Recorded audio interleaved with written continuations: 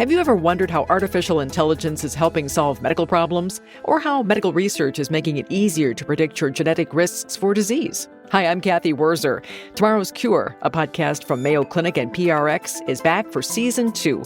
Join me as I interview experts who are shaping the future of healthcare with groundbreaking advancements. What they describe may sound futuristic, but listen and you'll find out. Tomorrow's Cure is already here. Find it now wherever you get your podcasts. This is On Nutrition, a podcast from Mayo Clinic where we dig into the latest nutrition trends and research to help you understand what's health and what's hype. I'm Tara Schmidt, a registered dietitian with Mayo Clinic in Rochester, Minnesota. This episode, something a little different. You're about to hear an episode from our other Mayo Clinic show, Health Matters, where I joined the show's host, Kristen Meinzer, to talk about GLP-1s. You know, Ozempic, Wegovy, and all those other drugs that everyone is talking about. Turns out we're talking about them too. And if you like what you hear, you can hop over to the Health Matters feed to check out more fascinating conversations with Kristen and other Mayo Clinic folks about the latest medical advice, news, and research. Okay, on with the episode. This is Health Matters, a podcast from Mayo Clinic where we discuss the latest medical advice, news, and research to help you live a happier and healthier life. My name is Kristen Meinzer. I'm a writer and journalist, and this episode, we're talking about GLP-1s. Our guest today is Tara Schmidt, a registered dietitian and instructor of nutrition at Mayo Clinic in Rochester, Minnesota. She's also the host of the podcast Mayo Clinic on Nutrition. Tara is also medical editor of the Nutrition and Fitness Channel and co-author of the Mayo Clinic Diet Weight Loss Medications Edition. Well, Tara Schmidt, thank you so much for joining us today. Thanks for having me, Kristen. I'm excited. We are so excited to have you here. This is a topic that is so buzzy right now that so many people have questions about. Let's start with the basics, shall we? What exactly are GLP-1s? GLP-1s is an acronym for glucagon-like peptide 1s, receptor agonists, if you want to add on those extra words. We all have GLP-1 in our body. So this is a naturally occurring hormone, and it's released in the gut after we eat. And the function of GLP-1s is to kind of boost the amount of insulin that our bodies make to keep our blood sugar within a healthy range and also provide the sensation of fullness after a meal. So this is why they originated as diabetes drugs and are now in the weight loss market as well. Because we saw in studies, okay, these are not just having an impact on blood sugar, these are really helping people lose excess weight. And when we say GLP-1, it sounds so technical and it doesn't really match with the way we've heard of them in advertisements, the media, or just hearsay. So what are some of the brand names people might have heard floating around? Yeah. So if you think about hearing about Saxenda, that is for obesity, which is the same thing as Victoza for diabetes in different amounts or different dosages. Wegovy is for obesity, whereas Ozempic or Rybelsus is for diabetes. Zepbound is for obesity, where Mounjaro is for diabetes, Trulicity. So that's a long list. And a lot of times I'll admit that the lay media will get it wrong because they'll list a diabetes drug when they're talking really about an anti-obesity drug. So these are essentially the same thing, but have different dosing and are for different populations or different indications, I should say. Got it. So all of these are GLP-1s, but have different configurations and are for different purposes. Exactly. So they're different formulations or dosages depending on what your diagnoses are. And how exactly do GLP-1s work? I always tell my members and my patients they're working in the brain and in the gut or in the stomach. So they are helping to decrease our appetite, increase our satiety or feeling of fullness, decrease gut motility, or sometimes we'll say slow gastric emptying, keeping food in the stomach longer. Decreasing food noise. So some people are aware of what this is and some have not experienced it, but kind of think about that buzzing in the back of your head of what you want to eat next, or you're thinking about food a lot, or you feel like grazing, or you feel like snacking. They can really kind of quiet that noise. How is that different than appetite? Ooh, that's a good question. So sometimes I will talk to patients about, do you feel hungry? Like your stomach is growling, you haven't eaten in a number of hours, you have like a physical sensation of hunger that your body is telling you? Or do you have appetite?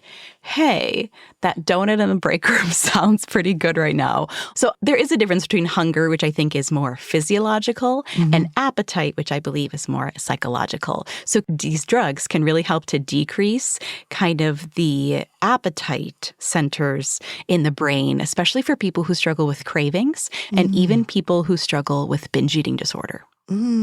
Got it. All right. What else are these drugs doing? So you said they're working on the brain, the gut. They are slowing the digestive process. They are quieting the food noise. What else are they doing? Well, they're helping people to eat less, right? So by doing all those things, those are truly the main mechanisms of action, as well as kind of the insulin that we talked about earlier. And so by doing this, it's a lot easier for people to eat less, therefore to be successful with weight management. And now we have this whole host of other benefits outside of weight management that they are helping with. And that's why they're actually, with time, being approved for more than just these indications, because the medical field is recognizing, hey, these are really meaningful, not only for people's diabetes or for their obesity, but for their heart health, maybe for dementia in the future, et cetera. Yeah, I've even read studies about possibly being useful for addiction. Yes, especially when you think about those craving centers in the brain. Absolutely. Wow. I do have to say, though, it feels like 5 or so years ago, no one was talking about these drugs. Maybe they were, but I just didn't hear it. It wasn't in the headlines every day. Nowadays, these drugs are all over the internet. What happened? That is the time when more of these drugs became specifically FDA approved for weight loss and not just for diabetes. So many of these have been around for years for people with diabetes. And we did have some weight loss drugs on the market and available, which they still are, that were oral agents for weight loss. But what really boomed was the meaningfulness of these drugs. So how much weight people are truly losing. Like we're looking at pretty significant percentage total body weight, which is how we calculate that. And some of them are even getting close to, if not at, bariatric surgery weight loss percentage. Do these drugs work differently for someone who has a chronic condition like diabetes versus someone who's taking them to lose weight? They were initially developed to help people with type 2 diabetes and control their blood sugar, but further studies revealed that they had the potential for weight loss. So they're actually the exact same. They may be different dosages or the formulation may be different, but they're all working for people in the same fashion. Now, you mentioned in passing oral usage of drugs. What form do most of these drugs come in? Pills, injectables, patches? Most of them are injections. So there is one diabetes-specific GLP-1 that is an oral agent, but the weight loss drugs we're talking about that are FDA approved at the time of this conversation are injectables. And how often are they injected? Is this something that's done daily, weekly, monthly? Depends on the drug. It could be daily or weekly. But there's a pretty strict dosing schedule that's important for everyone to follow, if I can say my little PSA. So depending on the drug, it could be daily or weekly.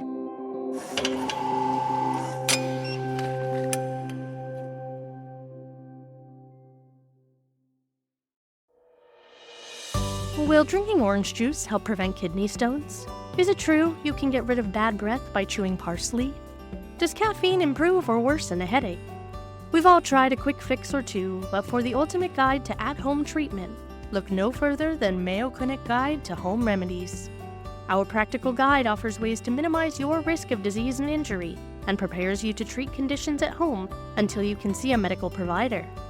Grab your copy of Mayo Clinic Guide to Home Remedies today at mcpress.mayoclinic.org and use code HEALTHMATTERS, all one word, for 10% off your order.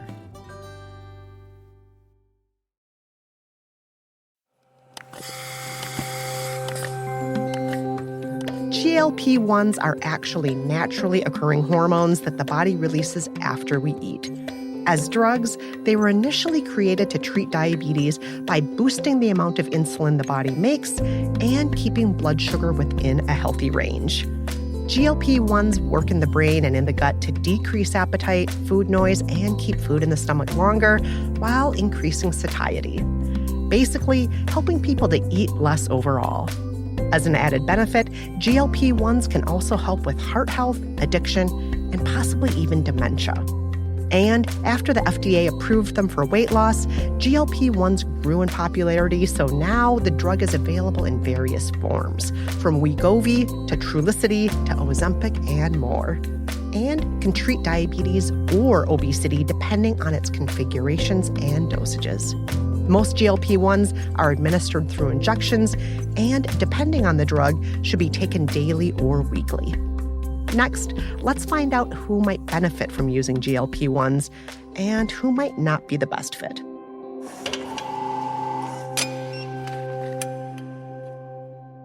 Let's talk about the people who are taking these drugs. Who would you recommend GLP-1s for, and who wouldn't you recommend them for? So if you are considering a GLP-1, first, of course, I need you to qualify medically. So you are qualifying with either a specific BMI, which tends to be 30 or more, and or a comorbidity, so related to excess weight, a BMI of 27, and you also have a comorbidity that may improve with weight loss. I would love for everyone to have at least trialed lifestyle first. It's not necessarily appropriate for someone to just jump into a weight loss drug if they haven't trialed lifestyle medication in terms of weight loss before, but that's not to say that they won't be a candidate or it's not appropriate for them to have a medication. I would just like a little bit of healthy dieting history to be there so we know that that wasn't successful for them, because of course we know that people can be successful with just diet and exercise. So I would love to have lifestyle trialed first. I need you to be willing to do the work. So not only the work of taking the medication as scheduled, but also following up with your medical provider and lifestyle. I need you to be eating well. I need you to be exercising. I need you to be managing your stress well. And just in a realistic fashion, are you potentially willing to use and or pay for them long term? These are not short-term medications. This is not for, hey, I want to lose 10, 15 pounds before insert event here. So these should be seen as long-term use drugs. When you say long-term, do you mean lifetime, decades? Potentially. We don't know, right? Because the studies haven't been active for that long. But you can think of it as any other medication. If you're using a tool to help your body do something and you take that tool away, you're likely to revert, right? If you're on a blood pressure medication and then we take that blood pressure medication away and you have chronic blood pressure, you have chronic hypertension, your blood pressure is probably going to go back up. So it's important to think of them as long-term. And of course, having that conversation with your physician is most important. But there's a risk that if you do not continue the medication, you will have some weight regain. Now, you mentioned that ideally somebody who is going to be prescribed GLP-1s, they'll have a BMI of 30 or higher, or comorbidities with a BMI of 27 or higher. Exactly. But a lot of what we hear about are celebrities who are taking GLP-1s who certainly are below 27 on the BMI chart. Maybe they are taking it for that special event that you mentioned, maybe just to lose 15 or 20 pounds. Are there risks involved when people are taking GLP-1s under those circumstances? Yeah, I think that there's always risk, right? And there's risk with any medication, good, bad, or otherwise. So it's not my favorite scenario, if I can say that. I think that it's inappropriate because that's not what these drugs are designed for, and it's not what they're FDA approved for. And of course, we're at Mayo Clinic, so we abide by the rules. We're rule followers here. And what are the risks if somebody is using these GLP-1s not under the recommended circumstances? Well, anyone taking the medication has to understand, of course, the risk of the medication itself, but especially if there is less excess weight or no excess weight, as we can call it, to lose, now we are further putting people at the risk of things like malnutrition or loss of muscle mass, loss of bone, even happens with weight loss. So we see that in our patients with excess weight. We see a loss of lean tissue. And so I worry about that even more, I would say, if someone doesn't have a lot of fat tissue to lose, that they're going to be at higher risk of more muscle mass loss if they're not really careful. So let's say we can take a drug like this to lose weight. Does that mean we finally don't have to count calories or exercise stringently? What exactly does it mean? We take this drug and then what? I know that I would be everyone's favorite dietitian if I agreed with that statement, but I wouldn't be a very good one. So there are guidelines for diet and exercise related to these drugs, not necessarily from a weight loss standpoint, because we know they work, right? And we can be happy with that. These are going to be life-changing for a lot of people. But for minimizing side effects, for keeping people nourished and promoting that improvement in body composition, right? So thinking less muscle loss, more fat loss. So yes, there are still nutrition and exercise guidelines to abide by, but they're not that much different than the average, right? So we're still talking about strength training. We're still talking about adequate protein, fruits and vegetables, nutrition, high water or fluid intake to prevent dehydration. So it's nothing crazy. But the good thing is that if you have a little less of that food noise, a little less cravings, ideally, in a perfect world, you can focus more on nutrition and having this really well-balanced diet because you're not bothered by all of these, let's call them low-nutrient, ultra-processed foods that make it really easy for you to overeat. If you don't have those signals in your brain saying, hey, we want more of X, Y, and Z, you can have the mental capacity to eat a really well-balanced meal and then feel satisfied by it. I think that's a lot of positives right there. You said even on GLP-1s, patients have to pay attention to exercise and dietary health and so on. Why not just do the exercise and dietary health? Why add the GLP-1 to the equation? Because it's an additional tool, right? So think about any diagnosis out there. Think about depression, anxiety, high blood pressure, high cholesterol, diabetes. We can all be doing all of the wonderful things and all of the lifestyle changes for those diagnoses and hopefully be a little bit successful. But there's going to be people who continue to struggle and who still have their health at risk, even though they're doing the lifestyle things. So what we call medications and surgeries or procedures are another tool for your toolbox. Yes, you're going to do the lifestyle thing, and we're going to add in whatever it may be, a medication in this case, to help you.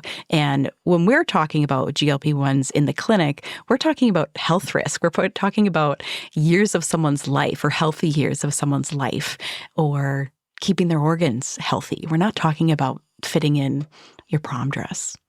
Now, unfortunately, due to supply, demand, and the high cost, it's just not easy for everybody to have access to GLP-1s. And that means some folks, they're turning elsewhere. For example, compounded versions of these drugs. Can you explain what those are? Yeah, so these are kind of like alternatives. So they're either altered or mixed or different combinations of ingredients to make a medication. And that's necessary in some cases. So if someone has an allergy to an ingredient in a drug, a compounded version is absolutely appropriate. But in the weight loss space, what we're more often talking about is non-FDA approved medications. And the concern with that is that we just don't know about quality or safety. So that's an important conversation to have with your physician of, do you think a compounded version of this drug is appropriate and or safe for me? How do I know about the quality of it? All right. You've been prescribed GLP-1s for weight loss. In addition to muscle loss, what are some of the other side effects? So a lot of them that we see are GI related. So think about that delay in gastric emptying or food staying in the gastrointestinal tract longer. We see a lot of nausea, some vomiting, some constipation, reflux, which can, I'll say, be minimized or mitigated by good nutrition, but there's always going to be a risk there. Most of my patients will say, I'm really experiencing fatigue, diarrhea, etc., all of the GI things when they start taking the medication or when they increase their dose. Can you explain increasing the dose? Why would that happen? a lot of these medications are titrated up with time. So you start with X and then you move to Y, then you move to Z. And that's actually just a dosing schedule to get someone to an appropriate dose. And you may go up to Z and go back down to Y. But there's very clear guidelines from the drug companies. There's a little bit of wiggle room that you may be able to have success on a lower dose, and some people need a higher dose. So most of the GI side effects are seen when you're starting or when you're increasing your dose. Another side effect beyond the gastrointestinal issues, we read a lot about what's called Ozempic face. Yes. Can you explain what that is? What does that even mean? I think this started when we started to see people, and likely celebrities, of course, because those are the faces we see in the media, these are simply people who lost weight in their face. And for whatever reason, we started calling it Ozempic face, appropriate or not. This is just a result of weight loss, right? So especially if you think about a lot of people lose weight from the top down, not everyone. But many people, when they start to have especially significant weight loss, they kind of lose weight starting at the head and going lower. We, of course, see someone's face more than we see their chest or their stomach or their arms. So my knowledge is that it's simply this notion that someone has lost weight in their face. And when you lose fat tissue, but your skin is still there, right? Like, hello, aging, like it has to go somewhere. So I think that's what we're referring to, especially if it was quick or dramatic weight loss in a short period of time. So this isn't specifically because of Ozempic. It's because of weight loss. So if somebody lost a great deal of weight quickly without Ozempic, their face would probably also have some sagging as the fat left their face. Yes, or as we age. But yes, exactly. Yes, magic aging. We're lucky to get older. We are lucky to do that.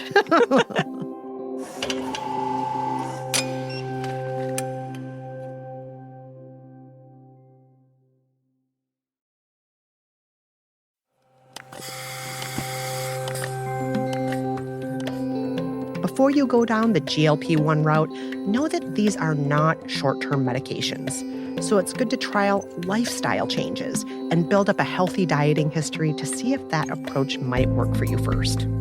And because these drugs are long-term, consider if you are willing to use them for an extended period of time and if you can afford to do so.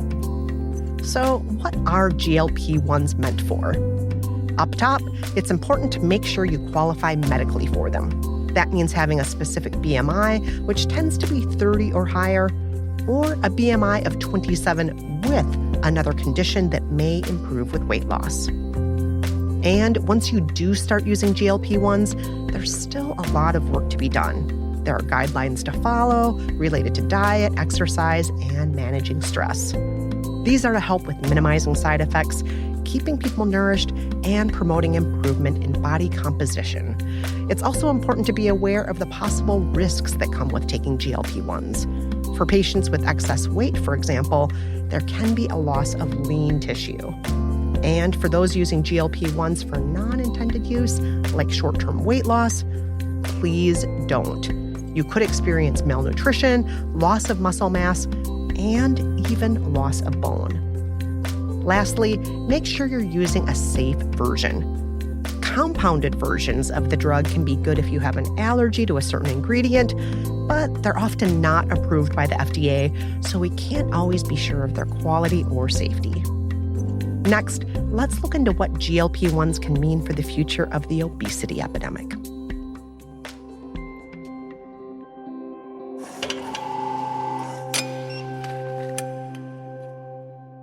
Now, there's speculation from some people that due to these drugs, obesity is going to be a thing of the past. Is there actually any possibility of that happening? Are these drugs possibly a solution to the so-called obesity epidemic?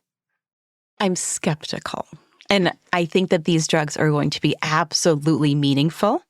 I think that we are going to possibly see less bariatric surgery. We're seeing a little bit of that already, which is higher risk, of course, than a medication in most cases.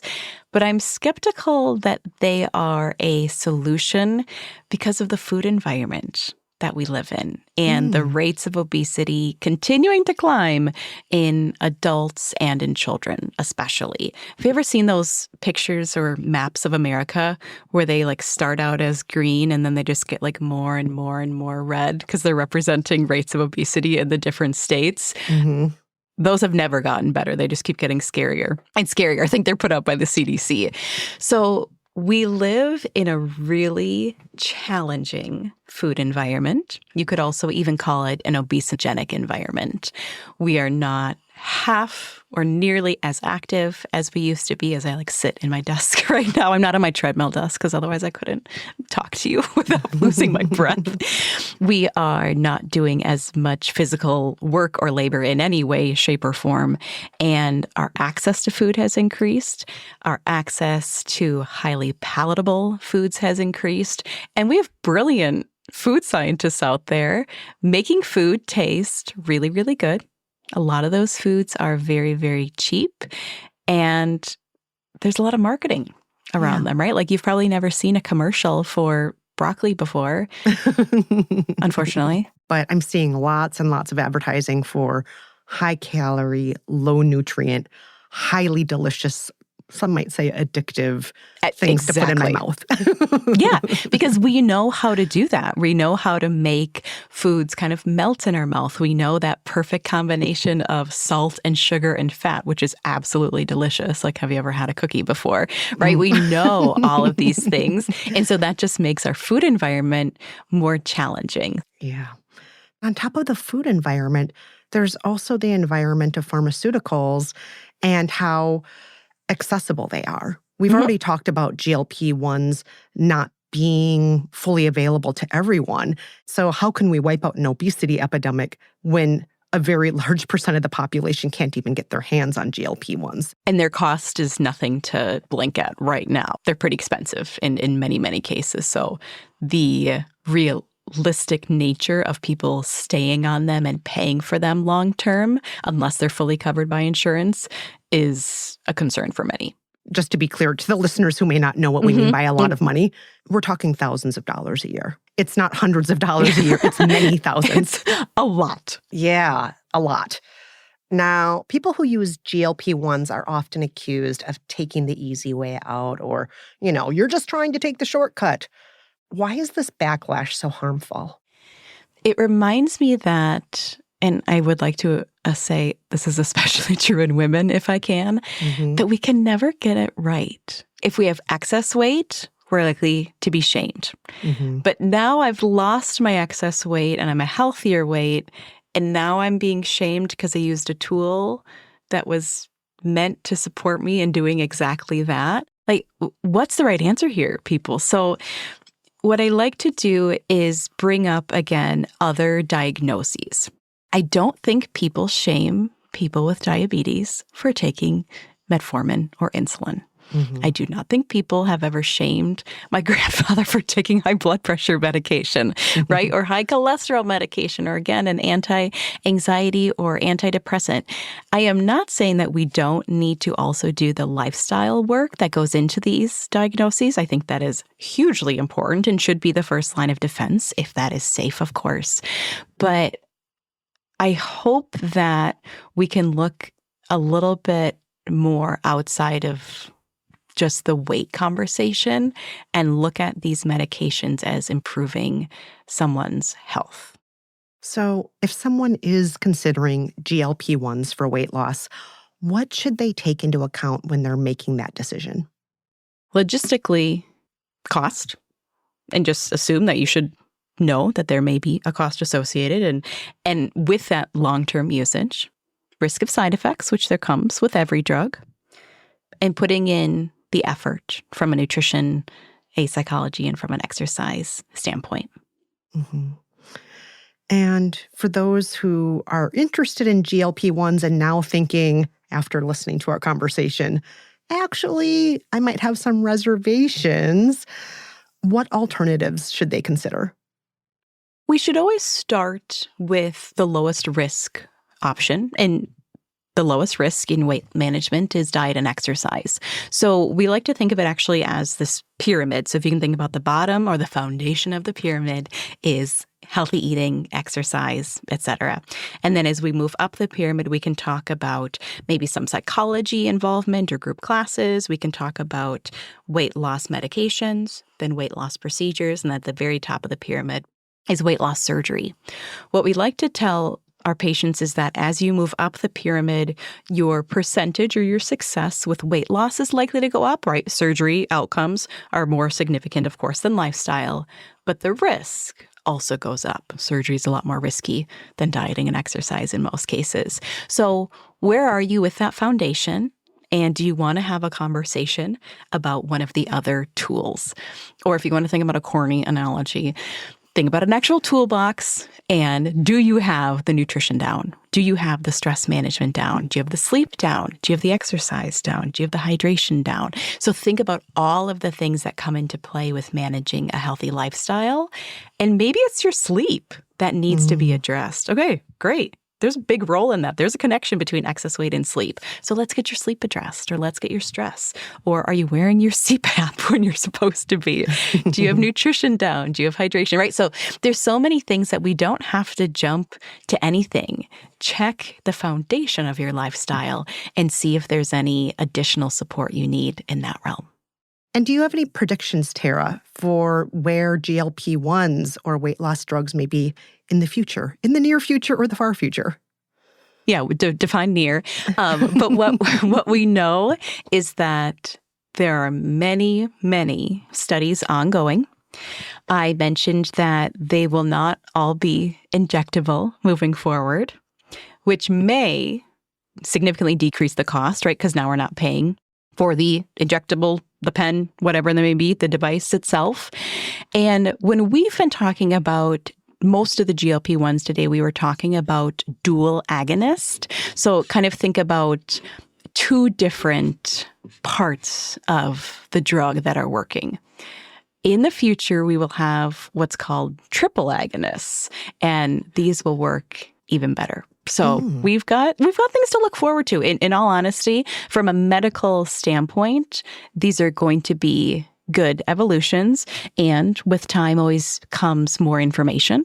And I know that can be scary, of course, but we'll know more about the risks. We'll also know more about other disease states that these are beneficial for, right? So we talked a lot about diabetes and weight management, but we're seeing some things with fatty liver and with kidney disease, with heart disease, with lifespan, with what we'd call like cardioprotectiveness. So in terms of health risk, we're hoping, of course, that the benefits of these drugs just continue to outweigh the risks. Wow, that is so encouraging. Any final words? What else should our listeners know about GLP-1s? Science is always evolving. So if something's not working out, or you have reservations, or if something's not accessible to you right now, this is not the last year of weight loss drugs. This is just going to continue to boom. So we have time. We have time to assess what's best for you. Yes. In our particular universe that we live in, there are always going to be evolutions and new medications available. We're not very patient, though. When it comes to weight loss, yes. But you're right. We're not very patient. Do I have abs? I just did 6 sit-ups. Hold on. Have you been spying on me? We've all done it, Kristen. Well, Tara Schmidt, thank you so much for joining us today. It has been such a pleasure, so illuminating talking with you today. Oh, Kristen, it was so nice to chat with you.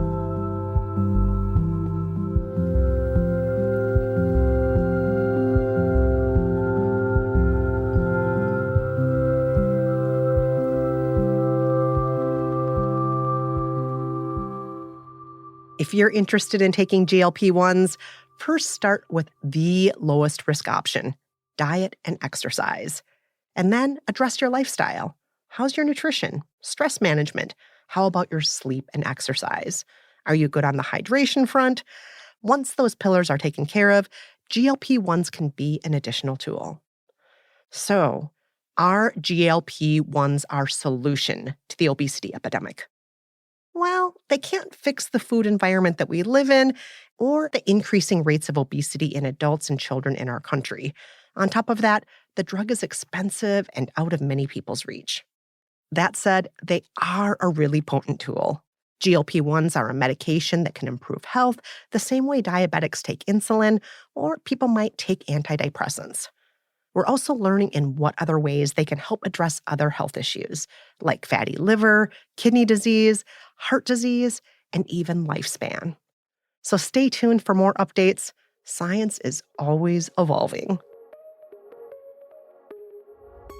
That's all for this special episode.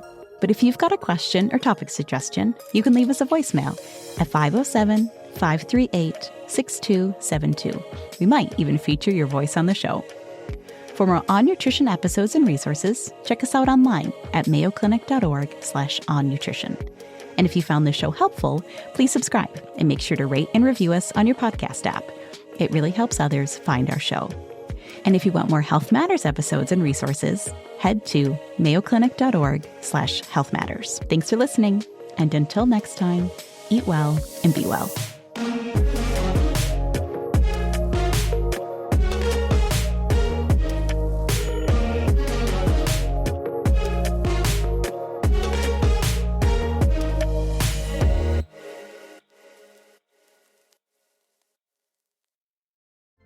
Have you ever wondered how artificial intelligence is helping solve medical problems, or how medical research is making it easier to predict your genetic risks for disease? Hi, I'm Kathy Wurzer. Tomorrow's Cure, a podcast from Mayo Clinic and PRX, is back for Season 2. Join me as I interview experts who are shaping the future of healthcare with groundbreaking advancements. What they describe may sound futuristic, but listen and you'll find out. Tomorrow's Cure is already here. Find it now wherever you get your podcasts. This podcast is for informational purposes only and should not be relied upon as medical or legal advice. Always consult with a qualified healthcare provider for any medical questions. The appearance of any guest does not imply an endorsement of them, their employer, or any entity they represent. The views and opinions are those of the speakers and do not necessarily reflect the views of Mayo Clinic.